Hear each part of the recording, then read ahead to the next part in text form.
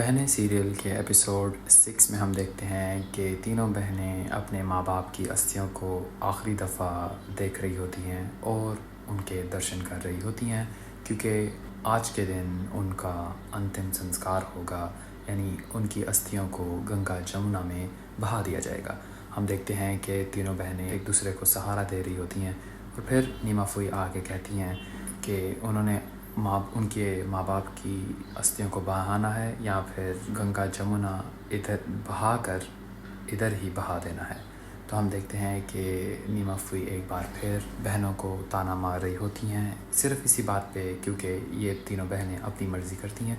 और हम देखते हैं कि तीनों बहनें चुपचाप सुन रही होती हैं नीमा फूई की बातें, और हम देखते हैं कि तीनों बहनें वहाँ से उठ जाती हैं और नीमा फूई का कहना मानकर पूजा का सामान लेने के लिए चले जाती हैं। हम देखते हैं कि नीमा फूई पूर्वा को घर की लक्ष्मी कहती है, क्योंकि पूर्वा सबसे बड़ी बेटी है और घर की लक्ष्मी है। तो हम देखते हैं कि नीमा फूई का ये गुस्सा सिर्फ इसी बात पर है क्योंकि नीमा फूई के हाथ से जायदाद अब कुछ कदम और दूर चले गई है। हम देखते हैं कि इतनी ही देर में स्मृति की गाड़ी आ जाती है सेवंती लाल और रेवती के घर, और स्मृति के हाथ में अरदिया होता है जो कि उसने सबसे पहली दफ़ा बनाया होता है। हम देखते हैं कि स्मृति को उतरने से कोई नहीं रोकता, क्योंकि घर के नौकर चाकरों का कोई काम नहीं है घर के हिस्सों में। हम देखते हैं कि मिहिर पूर्वा को कॉल लगाता है और उसे वार्न करने की कोशिश करता है कि स्मृति किसी को बताए बगैर उतर आ गई है। तो हम देखते हैं कि जैसे ही मिहिर ये बात बताता है तो स्मृति पूर्वा के सामने खड़ी होती है और पूर्वा के होश उड़ जाते हैं जब वो स्मृति को देखती है, क्योंकि पूर्वा ये नहीं चाहती थी कि स्मृति इस हालत में उनके घर आए। हम देखते हैं कि आकाशी और अनोखी को भी नहीं पता चलता, क्योंकि उनकी पीठ के पीछे स्मृति आती है और ना ही उनको पता चलता है कि दरवाज़ा या कुछ भी खुला। तो हम देखते हैं कि तीनों बहनें बहुत हैरान और परेशान हो जाती हैं स्मृति को वहाँ देखकर, क्योंकि उन्होंने अभी तक कुछ भी सही नहीं किया होता। सब कुछ सफ़ेद होता है और सब कुछ खाली होता है पूरे घर में, और उनके माँ बाप के कमरे पर भी एक सफ़ेद चादर लगी होती है रेनोवेशन के लिए। रेनोवेशन की बात सच थी, क्योंकि उनका कमरा जल चुका था और रेनोवेशन करवाना बहुत ज़रूरी था। हम देखते हैं कि स्मृति ये देखती है कि ना ही पूर्वा ने मंगलसूत्र पहना हुआ है, ना ही पूर्वा के मांग में सिंदूर है, और ना ही पूर्वा ने शादी का लाल जोड़ा पहना होता है जो कि नई दुल्हनें पहनती हैं। हम देखते हैं कि जैसे जैसे स्मृति का फोकस पूर्वा पर होता है और स्मृति पूर्वा के पास जा रही होती है, आकाशी और अनोखी अपने माँ बाप की तस्वीरों पर से हार उठाकर नीचे रख देते हैं, क्योंकि वो ये नहीं चाहती कि स्मृति ये मंजर देखे। हम देखते हैं कि स्मृति सबसे पहली चीज़ पूर्वा से कहती है कि उसकी अभी अभी शादी हुई है, तो वो ये सफ़ेद कपड़े क्यों पहन कर आई हुई है यहाँ। और हम देखते हैं कि पूर्वा आकाशी और अनोखी से कहती है इसी बहाने कि पानी के बहाने वो कहती है कि वो वहाँ से उनकी अस्थियाँ उठा ले और उनकी फ़ोटोज़ भी। हम देखते हैं कि उतनी देर में स्मृति आकाशी से पूछती है कि ये किसकी तस्वीरें हैं, तो आकाशी स्मृति को कहती है कि ये श्रीमा जी और शेर जी की तस्वीरें हैं जो कि उन्होंने बनवाने के लिए दी हुई थी। तो फिर हम देखते हैं कि स्मृति पूर्वा से कहती है कि ये घर में सामान, घर क्यों खाली खाली लग रहा है। और एक बार फिर स्मृति पूर्वा से कहती है कि उसकी अभी अभी शादी हुई है, तो वो यहाँ क्या कर रही है, यानी अपने वो मायके अभी तक क्यों है। तो हम देखते हैं कि आकाशी स्मृति से कहती है कि वो पगफेरे की रस्म के लिए आई हुई है। तो हम देखते हैं कि इसी बात को आगे बढ़ाकर पूर्वा स्मृति से कहती है कि जैसे ही वो पगफेरे के लिए आई थी तो उसे इस बात का पता चला कि अमर के रिश्तेदारों के यहाँ किसी की मौत हुई है और वो वहाँ पर उनके अंतिम संस्कार के लिए जा रहे हैं। तो हम देखते हैं कि स्मृति बहुत ही दुखी होकर पूर्वा से कहती है कि एक नई नवेली दुल्हन का मंगलसूत्र और सिंदूर निकालना जायज़ नहीं है, क्योंकि ये बहुत बुरा माना जाता है। तो हम देखते हैं कि पूर्वा कहती है कि उसे इस बात का पता नहीं था कि मंगलसूत्र नहीं उतारते किसी भी जगह जाएं। तो हम देखते हैं कि स्मृति फिर कहती है कि अगर उसको इस बात का नहीं पता था तो उसे माँ से पूछ लेना चाहिए था, और अगर माँ को ये बात पता चलती तो वो पूर्वा को ज़ोर से डांट लगाती। हम देखते हैं कि फिर स्मृति अपनी माँ को बुलाने के लिए आवाज़ें देना शुरू कर देती है, और इसी बात से पूर्वा डर जाती है। और हम देखते हैं कि पूर्वा स्मृति को कहती है कि वो अब ऐसा नहीं करेगी, और स्मृति उसको हंसते हुए कहती है कि वो उसकी माँ की डांट से बच गई। हम देखते हैं कि फिर स्मृति पूर्वा से पूछती है कि उनके किस रिश्तेदार की मौत हुई है, और हम देखते हैं कि स्मृति दुख बांटने के लिए पूर्वा से कहती है कि उसे इस बात का बहुत दुख है। और हम देखते हैं कि स्मृति पूर्वा से ये भी कहती है कि वो शादी के बाद अपनी बहन पूर्वा को पहली दफ़ा देख रही है, और फिर पूर्वा अपने मन ही मन में सोचती है कि माँ पापा के जाने के बाद पूर्वा स्मृति को पहली दफ़ा देख रही है, और अपने मन में कहती है कि उसका ये बहुत दिल कर रहा है कि वो स्मृति को गले लगाकर खूब मन से रोए।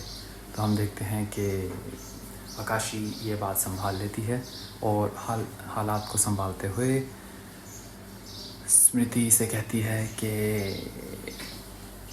अगर उसका बेटा होगा या बेटी, और उन्होंने क्या नाम सोचा है। तो हम देखेंगे कि वो स्मृति को बातों में लगाने के लिए दोनों बहनें ये सब कर रही हैं। और फिर जैसे ही अनोखी स्मृति को पानी देती है, तो स्मृति पानी पीते वक्त ये बात नोटिस करती है कि उनके माँ पापा के कमरे पर चादरें लगी हुई हैं, जिस पर स्मृति बहुत ही हैरान होती है कि ऐसा क्यों है।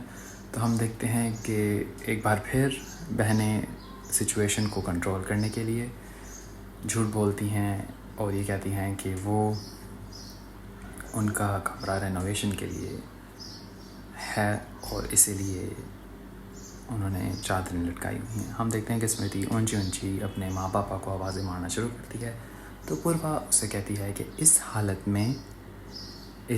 में उसको इतना ऊंची नहीं बोलना चाहिए। और हम देखते हैं कि फिर स्मृति पूर्वा से कहती है कि वो अरदिया बना के लाई हुई है, ख़ास तौर पर अपने पापा के लिए, क्योंकि स्मृति ने अरदिया सबसे पहली दफ़ा बनाया होता है, और वो ये चाहती है कि इसे सबसे पहले उसके पापा चखें, क्योंकि उसके पापा ही सबसे अच्छा अरदिया बनाते थे। यानी हम देखते हैं कि स्मृति एक बार फिर आवाज़ें लगा रही होती है माँ और पापा को, और इतनी आवाज़ें सुनकर नीमा फूई आ जाती हैं ये पूछने कि कौन इतना शोर मचा रहा है, और ये कि इन लड़कियों ने घर और रीति रिवाजों को भी अपने सर पर चढ़ा रखा है। हम देखते हैं कि नीमा फूई भी स्मृति को देखकर बहुत हैरान हो जाती है, और फिर हम देखते हैं कि स्मृति को थोड़ा सा दिलासा मिलता है इस बात से कि नीमा फूई तो घर पर है, यानी घर का कोई तो बड़ा उनके सामने है। हम देखते हैं कि स्मृति नीमा फूई से मिलती है, और नीमा फूई के होश उड़ जाते हैं, क्योंकि अभी तक तो नीमा फूई भी नहीं चाहती कि स्मृति को इस बात का पता चले कि उसके माँ पापा उस दुनिया से चले गए हैं। और जैसे ही स्मृति नीमा फूई से पूछती है कि उसके माँ पापा कहाँ हैं, तो पूर्वा अचानक से ये बोल देती है कि माँ पापा चले गए। और फिर जैसे ही सब ये बात सुनते हैं तो हैरान हो जाते हैं, लेकिन फिर पूर्वा अपने आप को सही कर लेती है और कहती है कि पूर्वा ये कह रही थी कि उसके माँ पापा जल्दी चले गए अमर के रिश्तेदार के अंतिम संस्कार के लिए। तो हम देखते हैं कि स्मृति पूर्वा से कहती है कि वो उनका इंतज़ार करेगी, और ये कि वो ख़ुद जाकर एक ऐसी जगह रखेगी जहाँ पर सबसे पहली नज़र उसके बाप की पड़े, ताकि अरदिया सिर्फ वो चखें सबसे पहले।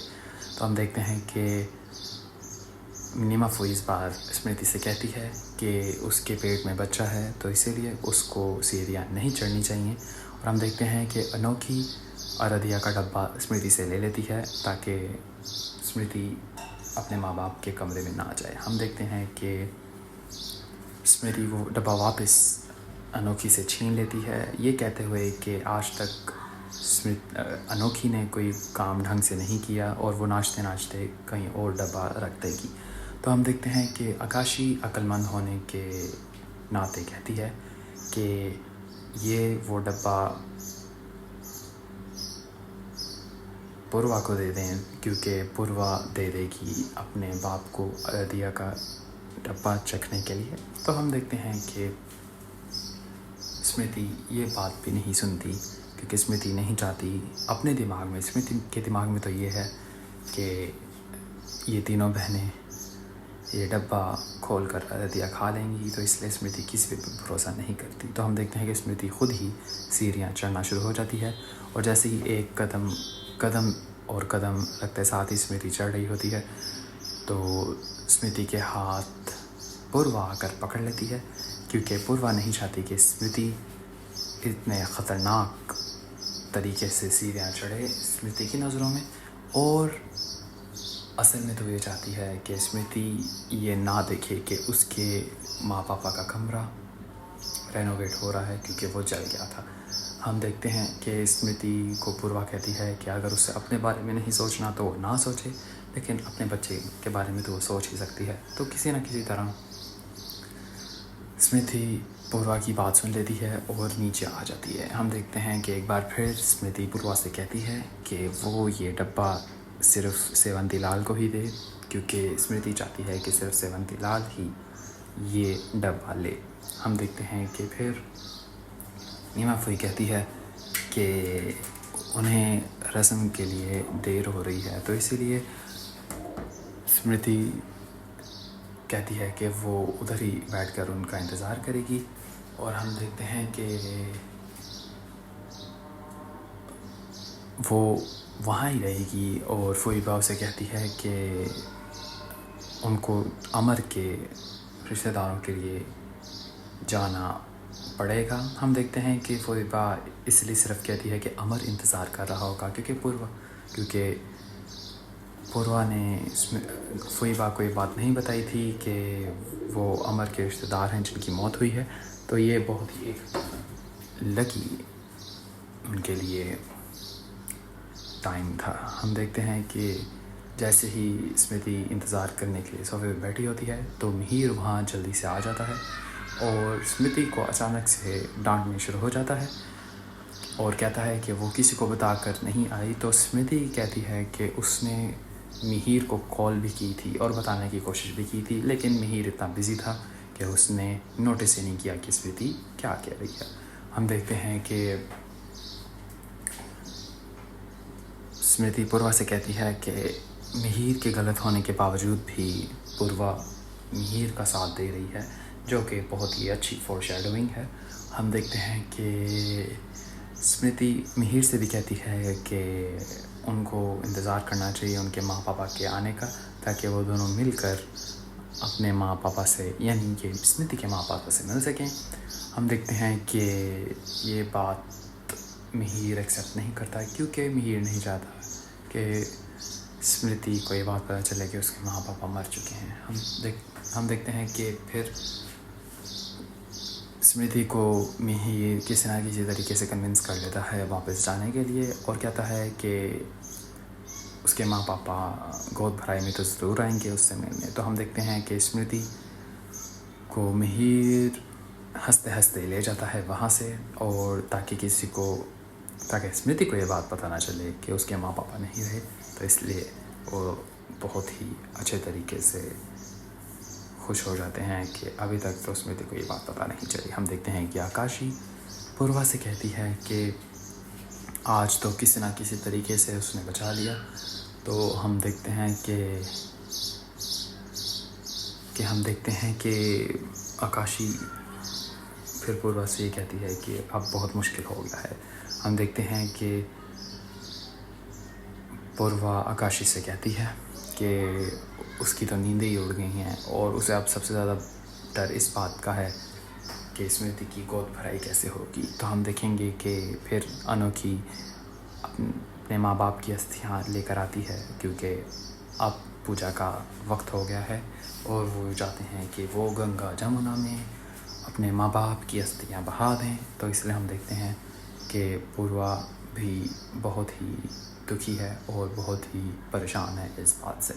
हम देखते हैं कि अब गंगा जमुना में तीनों बहनें आ चुकी होती हैं अपने माँ बाप के आखिरी दर्शन करने, और हम देखते हैं कि नीमा फुई भी कहीं ना कहीं दुखी है, क्योंकि उसने अपने भाई को खो दिया और अपनी भाभी को भी, और इसके अलावा और कुछ नहीं। लेकिन उसके अंदर ही अंदर इस बात का भी एहसास है कि उसके भाई ने उससे जायदाद दूर कर ली है अपनी बेटियों के लिए। लेकिन ये बहुत ही सेंसिबल बात है, क्योंकि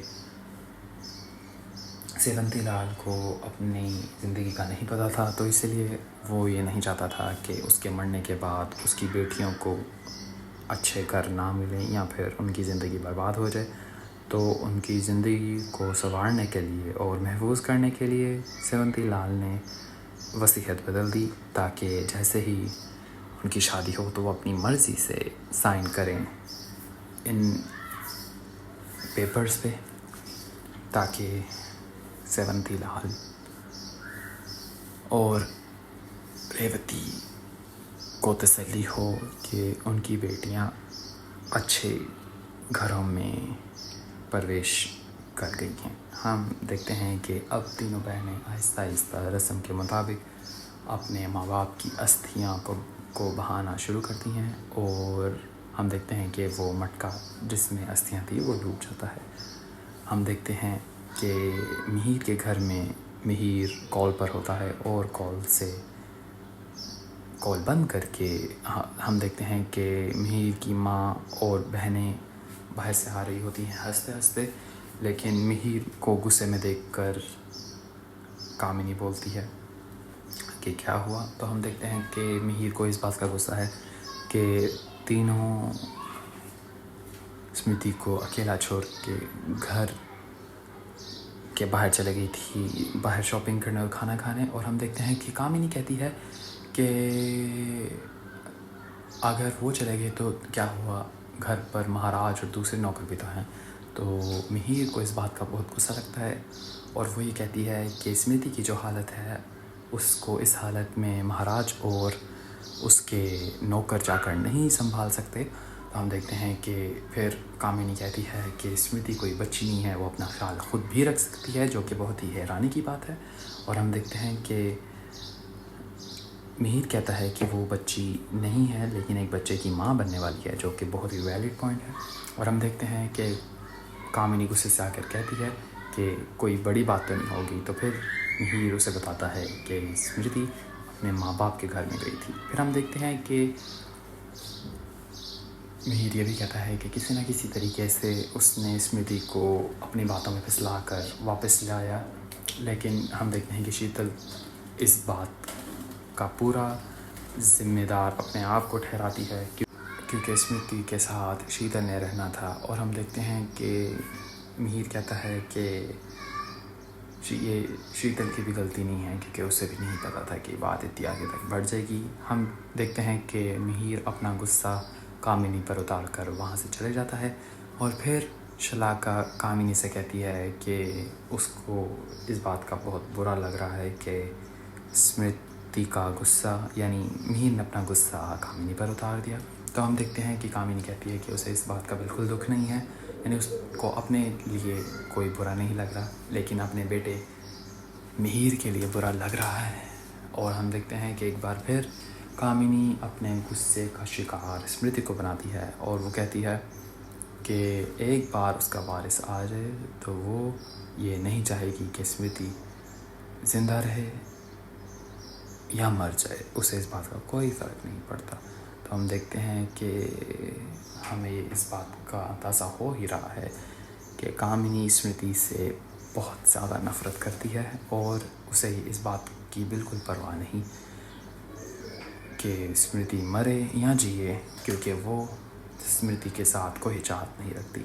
हम देखते हैं कि कामिनी को स्मृति से सिर्फ इसलिए नफ़रत है क्योंकि वो मिहिर की अपनी चॉइस थी और कोई ऐसी बात नहीं है। क्योंकि मिहिर ने लव मैरिज की थी, इसीलिए कामिनी को इस बात का बहुत गुस्सा रहता है, लेकिन ऐसी बात नहीं होनी चाहिए। क्योंकि अगर वो पसंद मिहिर की थी तो वो उसकी पसंद है, क्योंकि ये मिहिर की ज़िंदगी का फ़ैसला है। हम देखते हैं कि फिर कामिनी को आने वाले एपिसोड्स में एक विलन के रूप में, क्योंकि कामिनी कुछ ऐसी हरकतें करेगी जिससे ये बात साबित हो जाएगी कि कामिनी को वाकई फ़र्क नहीं पड़ता कि स्मृति जी या मरे। ये था हमारा एपिसोड 6 बहनें सीरियल्स का। अगर आपको हमारा रिव्यू पसंद आया हो तो हमारे चैनल को सब्सक्राइब करें और इस वीडियो को लाइक कर दें, ताकि बहनें सीरियल के दूसरे फैंस भी ठीक इसी तरह ये सीरियल एक बार फिर एंजॉय कर सकें, जो कि और किसी चैनल पर नहीं है सिवाय सोवर्स इनके।